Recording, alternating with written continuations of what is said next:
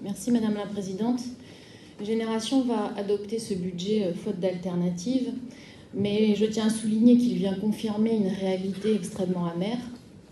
La CCAT a effectivement anéanti 20 ans de développement et précipité des milliers de familles dans la souffrance et dans la détresse. Et je tenais à le dire aujourd'hui, je tenais à m'adresser à la CCAT pendant cette explication de vote, à ses responsables et à ceux qui la cautionnent. Je veux leur dire ceci: vous ne détruirez pas notre détermination. Nous ne baisserons pas les bras, parce que la Nouvelle-Calédonie, c'est aussi chez nous, et c'est aussi notre terre. Cette détermination et cette force, ce sont les Calédoniens qui nous la donnent au quotidien.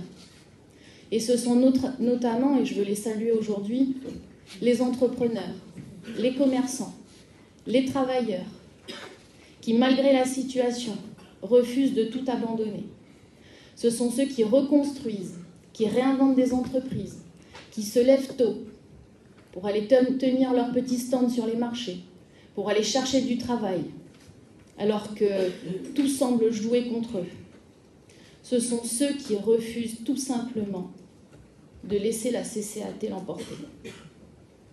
Et lorsque la Nouvelle-Calédonie se relèvera, parce que j'en suis certaine, la Nouvelle-Calédonie se relèvera, ce sera grâce à eux, à leur courage, à leur ténacité et à leur travail. Et il nous faudra tirer à ce moment-là les enseignements, effectivement, du 13 mai. Pendant 30 ans, nous avons œuvré au rééquilibrage, car nous pensions sincèrement que c'était le seul chemin pour bien vivre ensemble. Nous avons soutenu les dispositifs largement en faveur de la province des Îles et du Nord, notamment au travers de la clé de répartition fiscale. Nous avons utilisé l'impôt des entreprises et des travailleurs pour réduire les inégalités sociales avec beaucoup de bienveillance, parfois jusqu'à l'excès, en tombant, vous l'avez dit, dans une forme d'assistanat qui nous a fait oublier la valeur fondamentale du travail. Et la CCAT a choisi de détruire délibérément ce modèle social. Donc aujourd'hui, nous n'avons plus les moyens de financer ni le rééquilibrage, ni la solidarité. Nous avons donc besoin de repenser ce modèle, avec le peu de richesse qu'il nous reste, et il me semble important de mettre au centre du prochain modèle deux valeurs fondamentales. D'abord, l'égalité entre tous les Calédoniens, qu'ils vivent dans les îles, au nord ou en province sud.